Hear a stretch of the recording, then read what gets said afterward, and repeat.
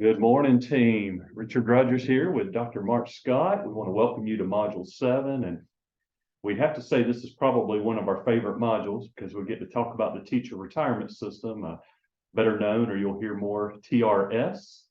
And so we hope when you leave today that you have a better understanding of teacher retirement system and really can explain it to other educators so they understand just what a great retirement benefit we have as educators in the state of Georgia. So at this time, Dr. Scott, if you will, why don't you just give us some of the historical aspect of TRS?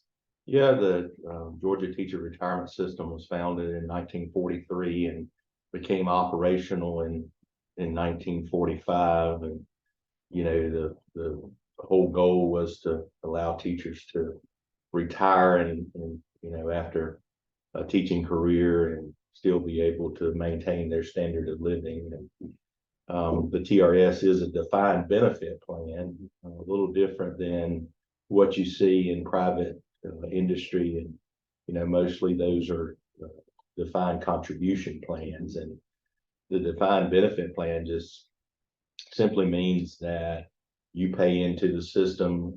There's a matching or a contribution on your behalf from the employer. In most cases, it's a school district or it could be a technical school or colleges, but that money is paid on your behalf. And then when you retire, you're eligible for a benefit based on the number of years and the average salary that you made while you was working. So, and that benefit is for the rest of your life. That benefit is for the rest of your life. And of course, there's lots of options that, for a retiree to consider as far as what their financial situation is, what their spouse, if they have a spouse, what their spouse's financial situation in, because most of the time, if one spouse or another were to pass, the standard of living doesn't really change. It doesn't mean that your light bill and your mortgage and those kinds of things are going to decrease just because you have a life event. And so you have to take that into consideration when you're determining what options you would choose. So you could take a reduced amount and then it moves on to your spouse after you pass away, or even a further reduced amount and it moves to your children after. Is that correct? Yeah, there's some when you get down in the weeds of it, there's some guidelines, some IRS guidelines that kick in if a non-spouse is left as a beneficiary that's more than 10 years younger than the retiree, and that's just simply because the money that's put in there couldn't pay it into infinity. It couldn't just continue to pay out, and so it would be a much reduced amount based on that age. But when you look at the retirement and what the benefit is actually or how the benefit is determined, you look at the highest 2 years of salary. Oftentimes we talk about 8 quarters, which is certainly 2 years. And so over a 2-year period of time, and that high salary, then you create an average, and then that average is what your salary would be based on in retirement. And there are some restrictions to the amount of increase that you can have, and that's restricted to the amount that the General Assembly gives plus 2.5%. Okay. So if the General Assembly were to award a 2% increase for all teachers, then that 2.5 would be added to that 2% for a total of 4.5%. And that simply keeps someone from having an inflated salary the last year, and really it protects all of us that are members of TRS, from that happening, because if that person receives a significant increase there during those last 2 years, they hadn't really been paying in at that level to TRS to receive that level of benefit. That's right. Yes. Their contribution hadn't been based, and so the cap is not to penalize the retiree. The cap is just to make sure that everybody's paying their fair share in contributions, even the school district or the employer. is paying their fair share. And so they look at that really close to make sure that, that those guidelines are being followed. And, there's some very specific guidelines when it comes to the amounts of salaries, and most of those start dates for those rules were so long ago that there's very few people around that are, that the rule applies to, as far as, I think the rule for the salary limit, or the salary increase limit, was in the 80s. And so it's been a long time ago, and there's not many of us around that are still working that started in the 80s. So. Well, let's talk through a couple of scenarios. So if we have students in this course that are on the more traditional route, they became a teacher around age 22, they worked 30 years, and they're ready to leave at that point. Let's talk about that, and then maybe expand it to what if they wanted to work up to 40 years. Yeah, when you reach the 30-year mark, regardless of your age, you're eligible for what the TRS refers to as a service retirement, which means that you've met the number of years that's required for you to be eligible for a benefit. And because you're eligible, then your average salary will be determined as we discussed, and then you would receive 2%, or that employee would receive 2% of that average, of that salary per year worked. So in a scenario where an employee has worked 30 years, they would receive 60% of that average salary in retirement.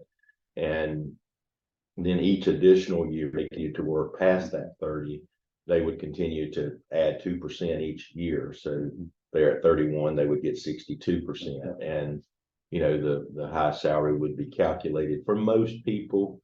The highest salary is typically the last couple years, because each year the General Assembly, in good economic times, they're awarding cost of living raises, and it's not restricted to what the state does. A local district could also give an increase, and I think the 2.5% above whatever increase is given is a fair amount to have that as the cap for each year. But the way that that's calculated is they look at the 2 years that are highest, and they look at the first year, and then they would apply that 4.5% cap. For some reason, if it were more than 4.5%, the district gave more than the 4.5% increase, then it would be restricted to that 4.5%, and then the next year would be calculated on that capped amount. And so, and then it would be an average of the 2 years. So you would just add the first year to the second year that was capped, and then the difference, the average would be the number that you would go by. So just for clarification, let's say the average 2-year salary for our students at the end of their career is $100,000, and they work 30 years. So are you basically saying they will receive $60,000 a year for the rest of their life? Well, I guess in theory they would get $60,000, but there is also something that we refer to as a COLA. Yes. And a COLA is just a cost of living allowance. And the cost of living in TRS, and there are some indicators that typically are met that have to do with consumer price index, and that has to be met. But for most years we meet those requirements. I don't remember any time when we did not. But the cost of living allowance is 1.5%, and those are awarded in July and January. And so you end up getting a 1.5% increase 2 times a year. And so it ends up being a little more than 3% because it's on top of the 1.5%. So you get 1.5 on top of 1.5. And so really they would get 60,000 their first year retired, but then that 1.5 for their second year, and then it just continues to grow. Yeah. And so if the retirement is effective at the end of May, most teachers, the retirement would start June 1st. And if they start their retirement on June 1st, they would get their first COLA January the 1st in the following year. And so it's a little over 6 months, about 7 months away from their first COLA. If they wait and retire at the end of June, some 12-month employees wait to retire at the end of June. So if your retirement date in that case would be July 1, if you retire July 1, then you don't get your first COLA until the following July.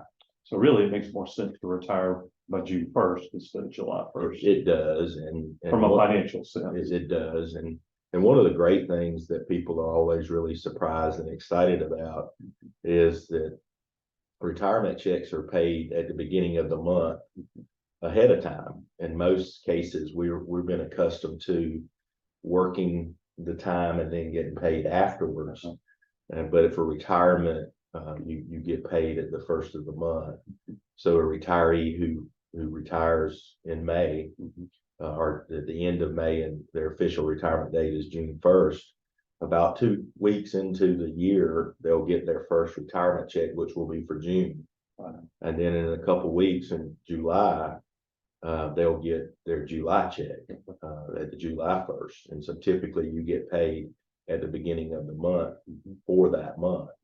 And so, that is they'll get a couple checks close together, and everyone's always excited to know that. And of course, it does depend on the timing of filing your paperwork, making sure that you get your application in. And I know from a district perspective, it is always really beneficial the earlier that we know about the retirement. I encourage people to plan and make sure that that they're making those plans early enough and thinking about that the district's going to have to hire someone to replace you. And it always ends up being a teacher slot, regardless of the vacancy. If you have a principal who retires, then more than likely an assistant principal is going to be hired into that role, and then the domino effect takes place, and a teacher eventually is hired to be the assistant principal, and then a teacher has to be hired to fill that slot. And so for the betterment of a school district, the earlier really any educators, whatever position it is, lets their district know, the better for students. So we have a teacher in front of those students for the next school year. That's very important. And then the other thing that comes to mind is just, it's you don't always hit that 30-year mark perfectly if you started in the middle of the year, or if you have sick leave that you're going to use towards your retirement. And that's something that we probably should talk about.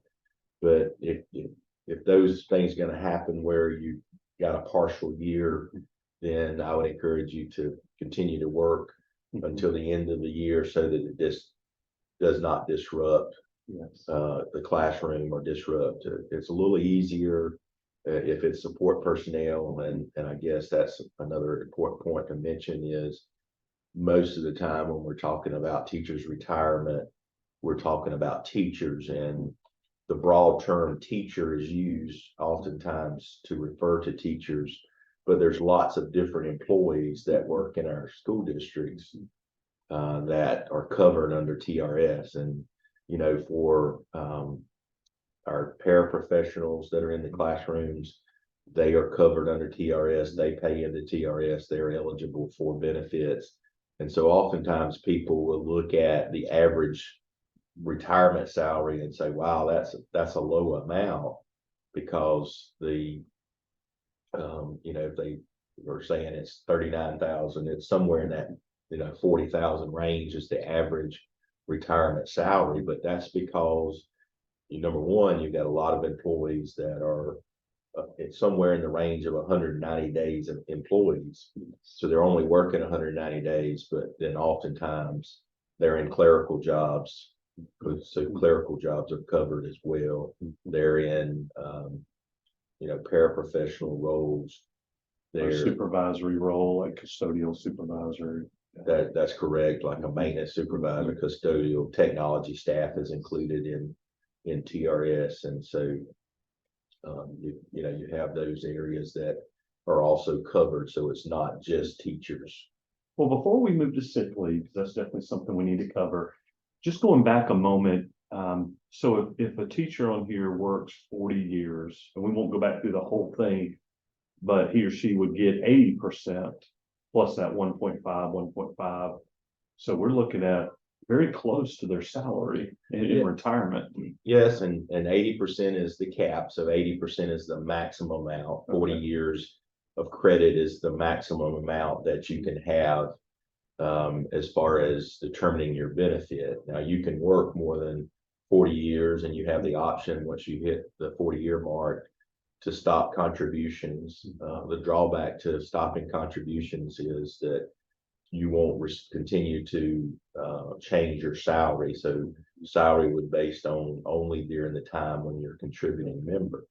And so you would have to take that into account with the 40 years. And then, you know, with someone who's worked the 40 years, they're going to get 80% of their highest salaries, the average of those 2 years. But the other piece of that is, you know, the contribution for TRS is 6%. So each employee pays in 6%.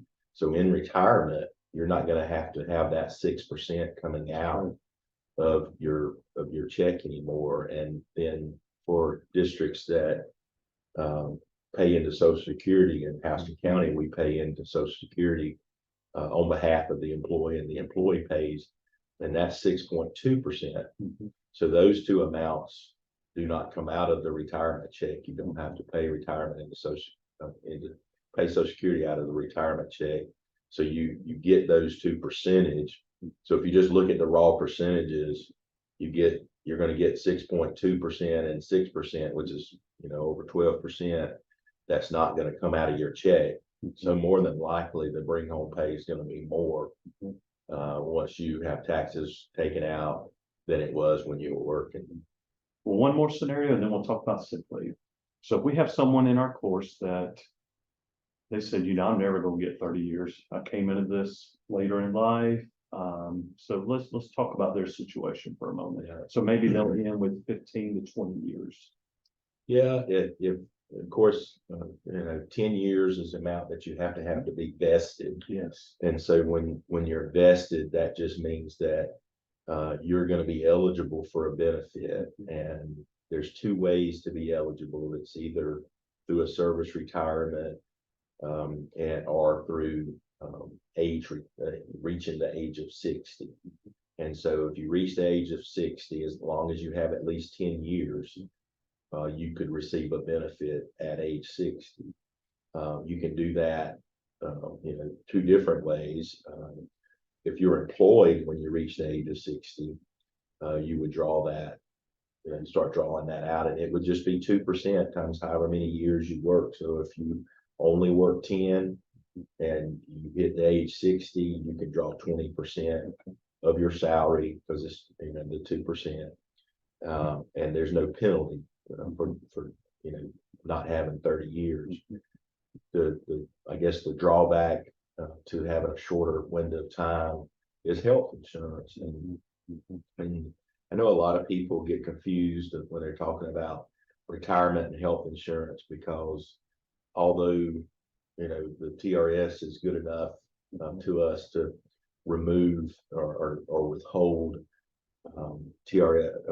state health benefit plan premiums out of our retirement checks, they really don't have any control of state health benefit. And so oftentimes people will call TRS and say, hey, they're charging me too much for my health benefits, and they really don't have anything to do that and really can't talk to state health on your behalf. It's really something that you would have to take care of. And certainly a lot of times our retirees reach out to our benefits department. We're glad to help them and to navigate the retirement. But the reason that's become an issue is back in 2012, because there were a lot of people who would come and be employed, and usually in non-teaching roles that we mentioned. They were either a paraprofessional or they're working in a clerical role. That would be late career type situations. And so those people were working 10, 15 years, and then they were getting the same insurance benefit, and that an employee who had worked 30 years was receiving. And the problem with that is the school district or the employer pays a large portion of health insurance premiums on behalf of the employee. And currently that's 11,340. Well, technically it just went up. In the January of 23, it was retroactive, and that was something that was approved by the General Assembly this session, the 2023 General Session. And that premium is going up to 18,960. Which is going to really hit our school districts. It will, and the reason for that premium being so much, if you talk to just the average citizen, they would say, well, that doesn't make sense. You could go out and purchase insurance for those people cheaper than the amount that you're paying. But the problem with that is also the portion to cover you in retirement. So it's almost like the district is paying double. Because when you go into retirement and you're paying your insurance premium, you're going to continue to pay your portion, but nobody's paying the employer portion. So employers are having to kind of double up and pay that while we're working. So that's a huge benefit to us, of being able to take quality health insurance plan into retirement. However, they did change in 2012 to where if you're really have less than a service retirement, and you're doing it by age, then there's probably going to be a premium that you have to pay for receiving that benefit. And so a service retirement employees health insurance is not going to cost the same. It's going to be cheaper than someone who only works 10 years and then retires and draws that in retirement. So that employee is having to pay, to a certain degree, the employer portion and the employee portion. Gotcha. Well, let's transition to sick leave. I've heard from many folks that when possible, do not use your sick leave. Not only is it better for student achievement for us all to be here at work, but it also helps us with retirement. So will you explain why is it important for all of us to hang on to our sick leave, and how does it benefit us in retirement? Yeah, sick leave, is something that the General Assembly approved to count toward retirement, and I don't remember the exact date, but it's been within the last 30, 40 years, I guess. But the plan is that if you've got at least 60 days of sick leave, then you can start using that for retirement. And on average, it's about 20 days.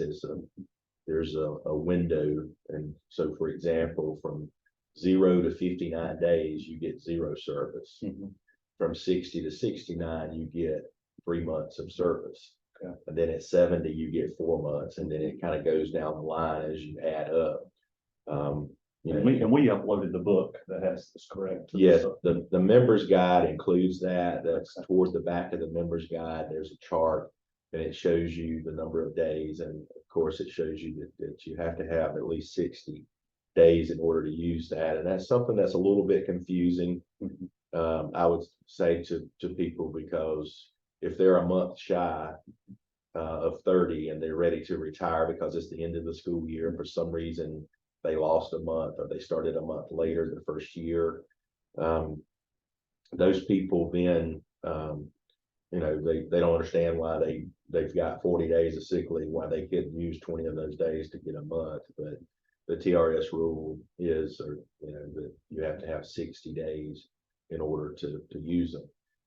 The other thing is just sick leave accrual.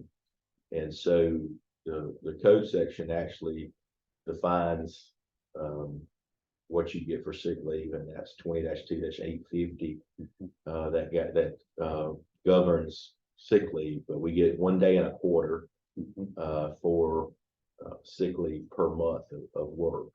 So if you're a teacher who works just a regular 190 days, you get 9 months, and you're technically considered I guess technically it's considered 10 months, but you get those numbers of of a day and a quarter. And so when you're ending your career, TRS is just going to look at your credible service, and they're going to multiply every month of service times 1.25, which is a day and a quarter. And so they're going to calculate how many days you should have earned, regardless of what the district gave you. So if a district wants to give somebody a day and a half, there's nothing that stops them from giving them a day and a half. It's just only a day and a quarter counts for retirement. And so at the end, what the state's going to, or excuse me, the TRS is going to look for from the employer is how many days did you take? And they're going to subtract that from your credible service time and what you should have earned. And so they're not looking for a balance. And sometimes that's confusing if districts have given more. And a good example of that is if you work 10 months and you're getting a day and a quarter, you're going to get 12 and a half days. And so that half days, and you know, in some cases, a district may just round that up and say, we're just going to give you 13 days a year. Well, if they're that half a day a year is not counted by TRS. And so probably is not a big issue to most people unless they came up and they were shy of that 60 days and they had 61 days and they're thinking, well, hey, you know, I'm eligible to use that 60 days in retirement. But if they lost a half of the day over that period of time, you know, they could be below that 60 and then, you know, not be eligible to get the service retirement they were looking for. Now, there are plans for being able to retire prior to getting 30 years. And, you know, it's not just simply multiplying, you know, if you retired at 28 years and you were not 60, then you would still get the 2% a year. So that would be 56%.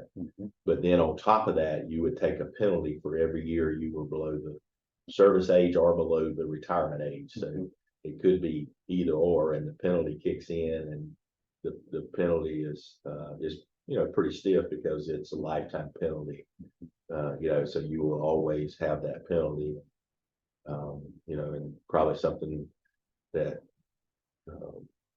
comes to mind that we should have said earlier when we were talking about age 60 or someone with less than 30 years. An employee does have the option of, you know, if they work for us for 15 years and then went to another industry, they went to work on the base, then if they didn't touch that money, if they left it, they were vested, then at age 60, they could draw that retirement benefit, even though they didn't have 30 years and they were not working for a TRS covered employer during that time. They would still be eligible to receive a benefit. It would just be the 15 times the 2%. So they would get 30% of their salary at age 60. So to wrap up our talk on sick leave, if we have a student who wants to only do 29 years and they have a year sick leave, they'll have that retirement a year early due to saving a year's worth of sick leave. Is that correct? That is correct. And, you know, you have to look and say, what's a year of my life worth? And you mentioned earlier taking sick leave versus trying to reserve your sick leave and not take it. And, you know, many times you have employees that are 12-month employees and they receive vacation leave. And with vacation leave, you know, it's just because you're going to a doctor's appointment doesn't necessarily mean you can't take vacation leave. So I would encourage employees that have vacation, you know, that they can take some of those days to you know, to go to a doctor's appointment and reserve that sick leave. When we're talking about sick leave, the question often comes up about personal leave. How is personal leave calculated? How does that impact, you know, my TRS? And personal leave is technically not leave that we receive. It's converted sick leave days. So if you're taking personal leave days, then technically you're converting those sick leave days to personal, and they go off your record once you use them, and they're not going to count towards your retirement. And then the other question that I get asked often about personal leave is, you know, is it a use it or lose it Mhm. kind of benefit? And the answer is yes, but no.